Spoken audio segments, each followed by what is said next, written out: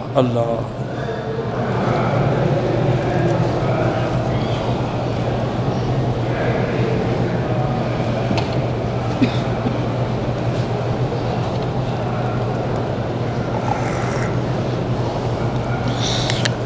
اگر سسر اپنی بہو کو شہوت کی نیت سے ہاتھ لگائے تو بیٹے کا نکاح ختم ہو جاتا ہے۔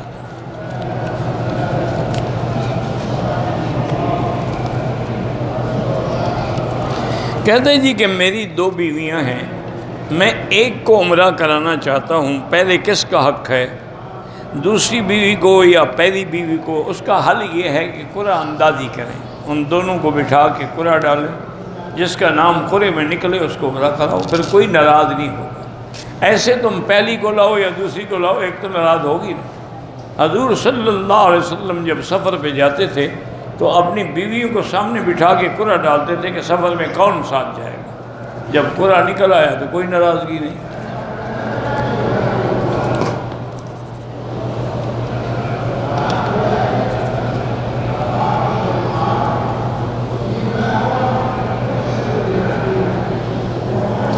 بہرحال آپ کا سسر اگر غلط حرکات کرتا تھا، شہوت سے آپ کو چھیڑتا تھا، تو آپ کا تو نکاح ہی ختم ہو گیا، پھر شوہر کے پاس کیا کرنے آئی ہیں؟ نکاح ختم، ہمیشہ کے لیے حرام ہو گئی خام۔ کیونکہ اللہ کے بندے جب بہو کو اس نے نعوذ باللہ شہوت سے ہاتھ لگایا، اب وہ اس کی بیوی تو نہیں رہی نا۔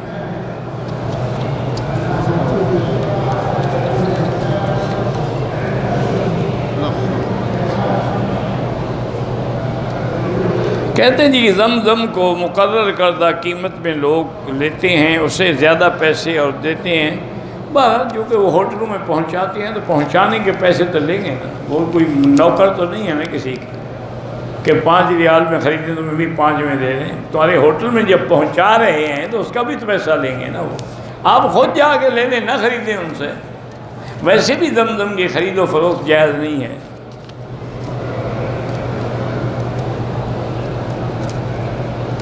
ظہر کی نماز میں 2 رکعت میں ملا، باقی جو 2 رکعت ہیں مجھے بھول گئی کہ میں نے 1 پڑھی یا 2، تو اب دوبارہ نماز پڑھو، ساری نماز لوٹاؤ۔ چاہے تم مسافر تھے، چونکہ تم نے مقیم امام کے پیچھے پڑھی، اب لٹانی بھی تمہیں 4 رکعتیں پڑھیں گی۔ دم کا معنی ہی یہی ہوتا ہے کہ کوئی بکرا، بکری، دمبا کوئی لے کے ذبح کر کے مکے کے غریبوں کو، فقیروں کو تقسیم کرو۔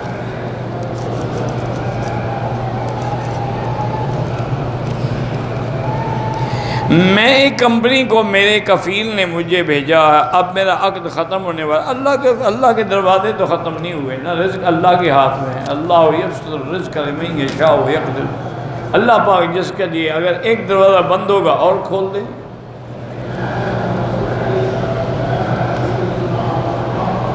حنفی مسلک میں ہاتھ جو ہے وہ ناف کے اوپر یا ناف سے نیچے باندھنے چاہیے، کیونکہ حضرت علی رضی اللہ تعالیٰ عنہ کی روایت ہے کہ من السنت ان یضع الیمین علی الشمال تحت السرۃ، کہ سنت یہ ہے، یہ بھی نہیں حدیث، سنت یعنی جس پہ حضور نے ہمیشہ عمل کیا کہ ہاتھ جو ہے ناف کے نیچے باندھے۔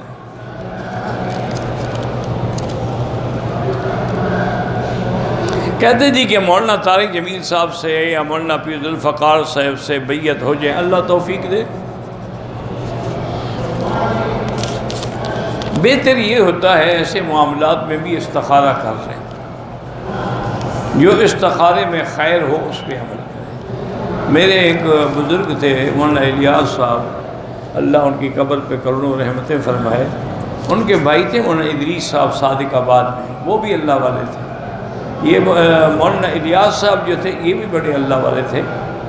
تو ہم نے کافی عرصہ زندگی کا اکٹھے گزارا مکے میں، روزانہ ایک قرآن کا ختم کرتے تھے، روزانہ۔ وہ کہتے ہیں وہ اللہ پاک نے میرے ذمے ایسی ڈیوٹی لگا دی ہے، جب تک قرآن ختم نہ ہو مجھے نیند ہی نہیں آتی۔ تو بہرحال وہ جس زمانے میں پڑھتے تھے دارالعلوم دیوبند میں، تو انہوں نے حضرت مدنی سے کہا کہ حضرت مجھے بیعت کر لیں، میں آپ کی بیعت ہونا چاہتا ہوں۔ حضرت نے فرمایا بھائی میری بیعت نہ ہو، تھانہ بھون چلے جائیں اور تھانوی کی بیعت کر لیں۔ تو مولی لیاز نہیں کہا، انہوں نے کہا حضرت تھانوی جو ہیں وہ تو کانگریس کے خلاف ہیں،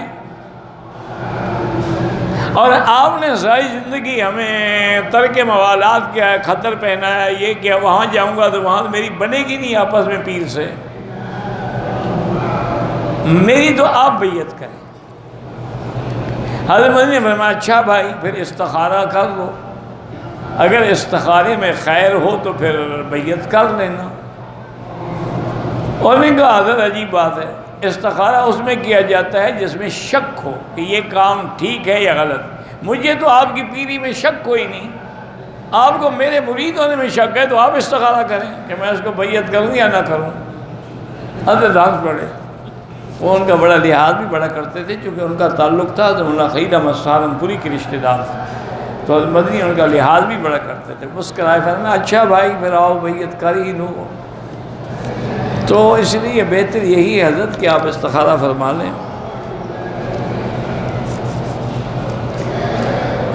فضل احمد جامع قاسم العلوم سے رشتوں کے لیے دعا کے لیے اللہ ان کے رشتے بچیوں کے آسان فرمائیں، اور بہتر یہی ہے جو علماء نے لکھا ہے کہ اگر لڑکی خود بھی والدین بھی 3 دفعہ سورۃ الرحمن اول آخر درود شریف پڑھ کے روزانہ پڑھیں اور دعا کریں، چونکہ الرحمن جو ہے یہ سورۃ عرائس القرآن، یعنی یہ قرآن کی دلہن ہے، اس مناسبت سے علماء نے لکھا ہے کہ اگر پڑھو تو رشتے بڑے اچھے ہو جاتے ہیں، باقی اللہ کے ہاتھ میں ہے۔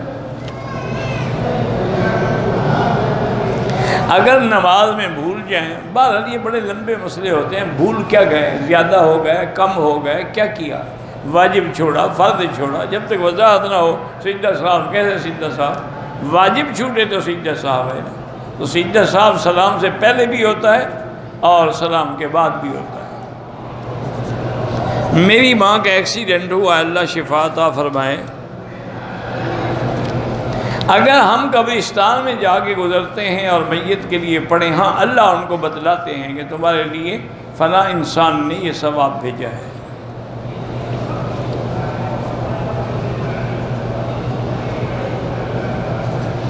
کہتے ہیں جی کچھ لوگوں پر جنات کا اثر ہوتا ہے، وہ بعض عاملوں کے پاس جاتے ہیں، وہ کہتے ہیں ہم ابھی جنات کو حاضر کرتے ہیں اور ان سے پوچھیں گے کہ بھی کس نے جنات کو عمل کروایا ہے۔ یہ سب جھوٹ ہے، بکواس ہے، کچھ بھی نہیں ہے۔ ان عاملوں کو کہو کہ جنوں کو بھیجیں، کشمیر میں مسلمانوں پہ ظلم ہو رہا ہے، ہندوؤں کو تو نہیں مارتے، صرف ہمیں مارنے کے لیے بیٹھے ہوئے ہیں۔ ان سارے عاملوں کو کہو کہ تم اپنے جنوں کو حکم دو گے جائیں وہ کشمیر میں جو مسلمانوں پہ ظلم ہے۔ آپ سوچ سکتے ہیں آج 62 روز ہو گئے ہیں، ان کا ہر چیز بند ہے، کھانا پینا، اٹھنا بیٹھنا، لکھنا نکلنا۔ رات کو بیچارے اپنی جوان لڑکیوں کو دور دراز کے گھروں میں بھیج کے پہرا دیتے ہیں، کسی وقت فوجی اندر گھس جاتے ہیں اور ان کی بے عزتی کرتے ہیں۔ تو وہاں تمہارے جن کام نہیں آتے، صرف لوگوں کو، مسلمانوں کو پکڑنے کے لیے جن ہے۔ سب جھوٹ ہے، روٹی کمانے کے چکر ہے۔ اگر کسی کو جن ہے، سورۃ البقرہ کی تلاوت کرو، جن خود بخود بھاگ گئے۔ ہمارے پہلے تو بزرگوں کو اللہ نے اتنا ماشاءاللہ، یعنی وہ یہ ظاہر نہیں کرتے تھے، باتیں بھی نہیں کرتے تھے، کسی کو کہتے بھی نہیں تھے کہ ہم جنات کو حاضر کریں گے۔ ایک آدمی تھے علامہ طالوت، یہ علامہ اقبال کے بڑے گہرے دوست تھے، آپس میں ان کی بڑی دوستی تھی۔ اچھا وہ مولوی اور وہ رند آدمی، لیکن یاری تو یاری ہے نا۔ علامہ طالوت کے پاس ایک آدمی آیا، اس نے کہا کہ حضرت میرے گھر میں جنات ہیں، رات کو پتھر مارتے ہیں، گندگیاں پھینکتے ہیں اور ہم پریشان ہیں۔ میں نے بڑے بڑے عامل بلائے ہیں جنات کو نکالنے کے لیے، وہ عاملوں کو بھی جوتے مار مار کے بھگا دیا انہوں نے۔ اب مجھے کسی نے کہا ہے کہ حضرت حسین احمد مدنی رحمۃ اللہ علیہ اگر تعویذ دے دیں تو جن چھوڑ جائیں گے۔ میں تو ساری زندگی حضرت حسین احمد کو گالیاں دیتا رہا، میں تو ان کا مخالف ہوں، تم مہربانی کر کے خط لکھ دو۔ میں نے کہا کوئی بات نہیں، تم گالیاں دیتے رہے، وہ تو گالیاں نہیں دیتے، تم ان کو ایک خط لکھ دو۔ انہوں نے کہا حضرت، انہوں نے کہا میں نہیں لکھتا، ضرورت تمہیں ہے لکھوں میں؟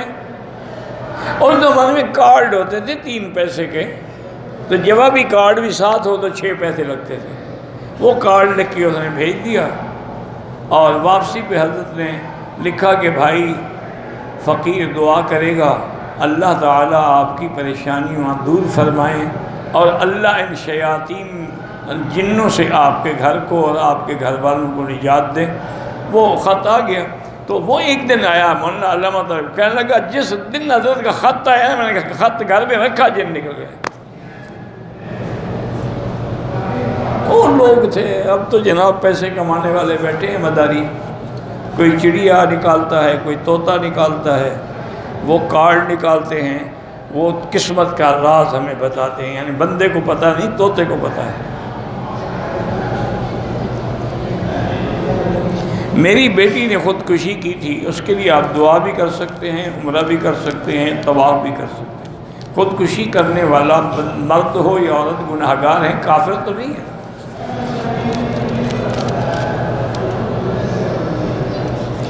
میرے والد اور والدہ بہت ضعیف ہیں، ان کے لیے میں مسجد عمرہ سے عمرہ کر سکتا ہوں؟ کر سکتے ہیں، عمرہ کریں، طواف کریں۔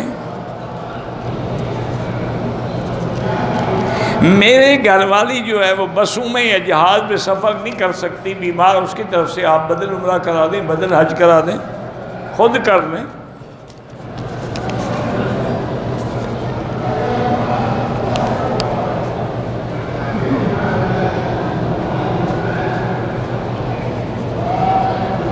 ہمارے گاؤں میں ایک مسجد ہے جس کا متولی بریلوی ہے، ہم جماعت کے ساتھ وہاں گئے تو اس نے رات کو ہی ہمیں مسجد سے نکال دیا۔ ٹھیک ہے، اس کا اپنا کام ہے، تم اپنا کام کرتے رہو، وہ اپنا کام کرتا رہے گا، وہ نکالتا رہے گا، تم جاتے رہو۔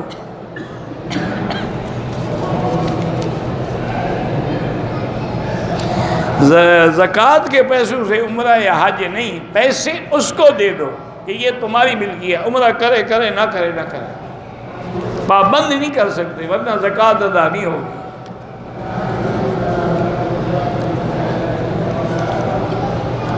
ابو جہل جو حضور کے زمانے میں حج کرتا تھا تو وہ لبیک بھی پڑھتا تھا۔ حضور نے خود سنا کہ سارے مشرکین احرام باندھ کے مینا کی طرف جا رہے تھے اور پڑھ رہے تھے لبیک اللہم لبیک لبیک لا شریک لک لبیک، ما بس یہاں تک رہو، یہی تو میں کہتا ہوں۔ انہوں نے کہا لا الا شریکا تملکہ وما ملک، تیرا کوئی شریک نہیں مگر تیرے پیارے جن کو تم نے خود شریک بنایا ہوا۔ وہ یہ پڑھتا تھا، جیسے تم کہتے ہو نا یہ پیارے ہیں، ان کی موڑتا نہیں، ہماری سنتا نہیں۔ ہم بھی ان کے پیاروں کو کہتے ہیں، قبر والوں کو وہ اللہ کو کہتے ہیں۔ اللہ کہتے ہیں مجھ سے براہ راست مانگو، ہم کہتے ہیں نہیں، ہم قبر والوں سے کہیں گے، سفارشی لے کے آئیں گے۔ انا للہ و انا الیہ راجعون۔ زکوٰۃ غریبوں کو دیں اور کس کو دیں؟ اللہ کا راستہ یہی ہے، عمرہ ہے، حج ہے، زکوٰۃ ہے، جہاد ہے، سب اللہ کا راستہ ہے۔ اللہ کے واسطے کمانے کا وسیلہ تلاش کرو، اعمال صالح وابتغوا الیہ الوسیلۃ وجاہدوا فی سبیلہ، آگے تفسیر موجود ہے۔ اللہ کا قرب عبادت سے حاصل ہوتا ہے۔ من تقرب الیہ شبرا، اللہ فرماتے ہیں جو ایک بالشت میرے قریب آتا ہے تو میں ایک ہاتھ اس کے قریب آتا ہوں۔ تقرب حاصل تب ہوتا ہے کہ آدمی کثرت سے عبادت کرے، اللہ کا ذکر کرے، حرام سے بچ جائے، حلال کھائے، سچ بولے۔ ابو جہل خوبصورت تھا، میرا کو دیکھا ہوا تھا، نہیں تم نے اس سے کوئی رشتہ داری کرنی۔ سارے قریشی خوبصورت تھے، اس میں کیا ہے؟ قریش والے جتنے قریش ہیں سارے خوبصورت۔ اس خوبصورتی کا کیا فائدہ جو جہنم میں جل رہی ہے؟ خوبصورتی کا کیا فائدہ؟ اس سے تو پھر بلال کالا اچھا ہوا تھا جو جنت کا سردار ہے۔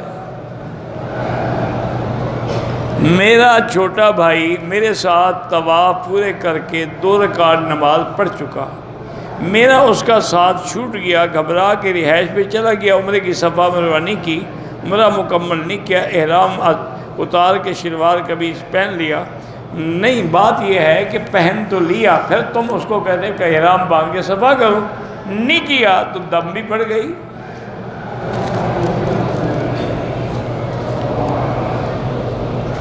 میری بیوی گانا گاتی ہے، چلو گھر میں ماشاءاللہ سارے انتظام ہو گئے، ایک ٹکٹ میں 2 تماشے ہو گئے نا، بیوی کی بیوی ہو گئی، مغنیہ کی اچھا وہ ہے بھی بڑی چلاک، وہ کہتے میں گانا گاتی تم ناچو۔ اچھی بات ہے جی، ایسی عورتیں پھر نچایا کرتی ہیں، یہ تو شکر ہے تمہیں پاؤں میں نچا رہی، اور وہ تو انگلیوں پہ نچاتی ہیں۔ قرآن نہیں پڑھتی، گانا گاتی ہے۔ ہمارے گھر میں مسئلہ ہے، جب بیمار ہوتے ہیں سب ایک ساتھ ہوتے ہیں، کوئی طویل شویز کوئی نہیں ہے، جب بیماری لگتی ہے تو میرے سب کو لگ جاتی ہے، کوئی نئی بات ہے، علاج کرو اور سورۃ فاتحہ دم کر کے سارے پیو۔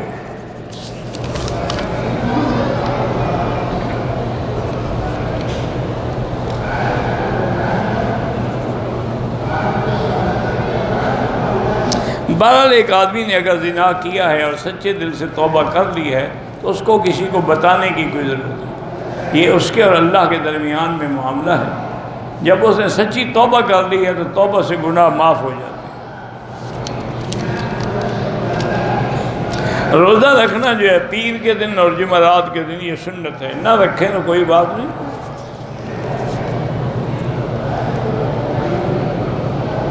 کوئی ایسا عمل بتائیے کہ جنت میں ہمارا گھر بن جائے، تو سبحان اللہ والحمدللہ پڑھو، جتنے دفعہ پڑھو گے اتنے گھر بنیں گے، اتنے درخت لگیں گے۔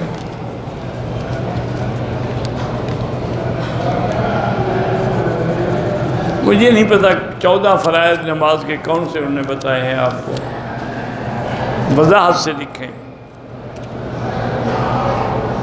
میری بیوی قرآن کی حافظہ ہے، اس کی آواز بھی اچھی ہے، قرآن بھی اچھا پڑھتی ہے، تو میں تہجد میں اس کو امام بنا نہیں، مسجد میں اس کو آگے امام بنا، تاکہ اس کی آواز سے سب کو فائدہ ہو، نہ اکیلے تمہیں ہو کیا فائدہ ہوا۔ اس کو مسجد میں امام بناؤ، تم اس کے پیچھے اذان کہا کرو، انا للہ و انا الیہ راجعون۔ اللہ کے بندے، اگر عورت امام ہوتی ہے تو سب سے پہلے بی بی فاطمہ امام ہوتی، بی بی عائشہ امام۔ میرا بھائی مزاج کا کڑوا ہے، اللہ ہدایت دے، اس کو شکر پلاؤ۔ میری اہلیہ کا انتقال ہو گیا ہے، دوسری شادی کرنا چاہتا ہوں، مگر اس خیال سے شادی نہیں کرتا، لوگ کیا کہیں گے، شادی تم کرو گے لوگ کیا کہیں گے؟ جب پہلی شادی کی تھی تو کون سا لوگوں نے تمہیں آسمان میں بٹھا دیا تھا؟ کرنی ہے کرو، لوگ کہتے ہیں لوگ کیا کہیں گے، لوگ کیا کہیں گے، بھی شادی کی ہے اس نے، گناہ تو نہیں کیا نا۔ میں دوسری شادی کرنا چاہتا ہوں، بیوی راضی نہیں، بیوی تو کبھی راضی نہیں ہوگی، اس کو بتانے کی ضرورت ہی نہیں، نہ راضی کرنے کی ضرورت ہے۔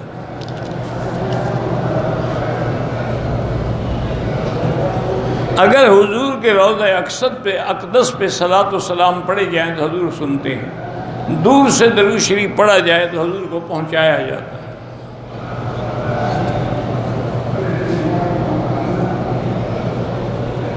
کہتے ہیں جی کہ ایک آدمی بچپن سے کتابیں پڑھ رہا ہے، اس کو بغیر رفع یدین والی نماز نہیں ملی، اس کو حضرت عبداللہ بن مسعود کی روایت پڑھنی چاہیے۔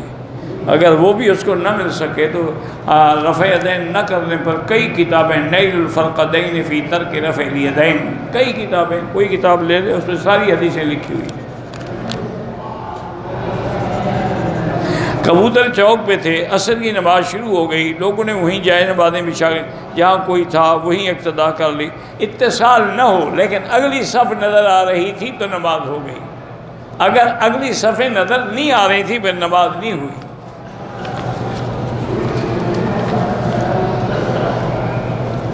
ایک آدمی کے بعد رقم عمرہ کرنا چاہتے ہیں، مگر اچانک خیال آتا ہے کہ پیسے کسی مدرسے مسجد میں، وہ ٹھیک ہے مسجد مدرسے کو دے دیں، بڑا نفلی عبادت ہے۔ حتیم کے اندر کھڑے ہو کر ہم نماز جنازہ پڑھ سکتے ہیں؟ نہیں پڑھ سکتے، کیونکہ امام باہر کھڑا ہے اور تم کعبے کے اندر کھڑے ہو۔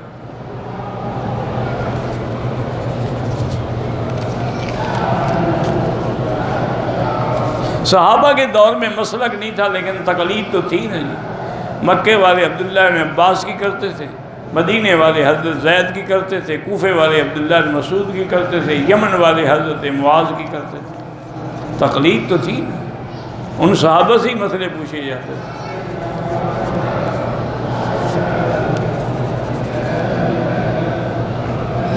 اگر کوئی اپنے آپ کو بریلوی کہے یا دیوبند جو مرضی آئے کہے، لیکن بدعت نہ کرے۔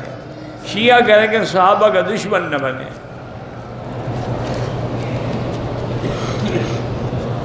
اگر ظلم سے بچنے کے لیے ایک جھوٹ بولا ہے تو وہ جھوٹ معاف ہے۔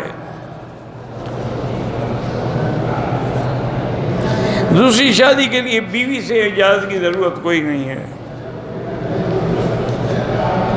اگر امام ایک رکعت بھول گیا، مقتدی ان کو وہ نہ سمجھے یا سنیں، سلام پھیر دیں، ان کو اپنی زبان میں بولیں کہ ایک رکعت باقی ہے، تو وہ کھڑے ہو کے نماز پوری کرے، ہو جائے گی۔ لیکن جب تم نے اپنی زبان میں گفتگو شروع کر دی، تیری نماز تو گئی نا۔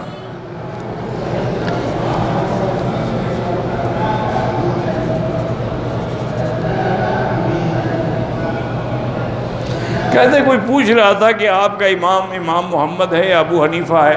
ابو حنیفہ امام ہے، امام محمد اس کا شاگرد ہے۔ اگر احرام باندھنے کے بعد جہاد میں خوشبو والا پتہ نہیں کیا استعمال کیا، چہرے پر دم پڑ گئی، اچھا چہرے پر بھی صاف کیا، مفت مل گیا نا ٹشو۔ عصر کے بعد مقام ابراہیم پہ 2 رکعتیں مغرب کے بعد پڑھیں۔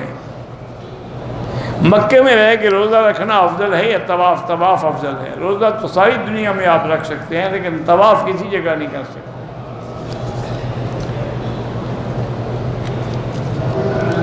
طواف ایک کے لیے اجتماعی طواف نہیں ہوتا۔ واللہ اعلم۔ اللہم صلی علی سیدنا محمد وعلی آل سیدنا محمد وبارک وسلم۔ لا الہ الا اللہ الحلیم الکریم، سبحان رب العرش العظیم، الحمدللہ رب العالمین، یا حی یا قیوم، یا ذا الجلال والاکرام، یا ذا الجلال والاکرام۔ اللہم انا نسألک باسمائک الحسنى وصفاتک العلی، اللہم ثبتنا علی الایمان، اللہم ارزقنا حسن الختام، اللہم نور وجوہنا بنور الایمان، نور قلوبنا بنور العرفان، اللہم ارزقنا علوم الاحادیث والقرآن۔ یا اللہ بیماروں کو شفا عطا فرما، بے حیاؤں کو حیا عطا فرما، بے دینوں کو دین عطا فرما، قرض داروں کے قرض عطا فرما، جن کے گھروں میں بچیاں ہیں خیر کے رشتے آسان فرما۔ یا اللہ پوری دنیا میں جہاں بھی دین کے ادارے ہیں، مساجد ہیں، حفاظت فرما۔ یا اللہ دین والوں کی حفاظت فرما۔ یا اللہ علماء حقہ کی حفاظت فرما۔ یا اللہ حرمین الشریفین کو قیامت تک ہر شر سے محفوظ فرما۔